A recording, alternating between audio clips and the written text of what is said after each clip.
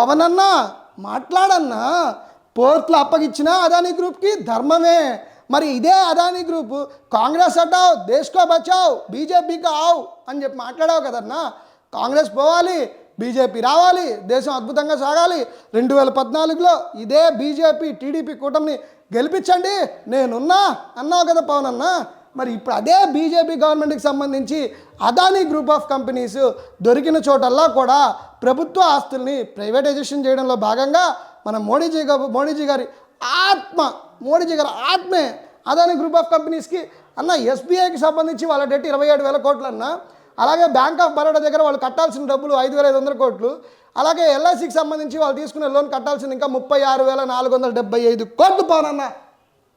రైతులకి మాత్రం రుణమాఫీ చేయడానికి మీ మోడీజీకి మనసు రాదు, కానీ ఇది అదానీ గ్రూప్ ఆఫ్కి సంబంధించిన వాళ్ళు కానీ లేకపోతే తనకి పెట్టుబడులు పెట్టే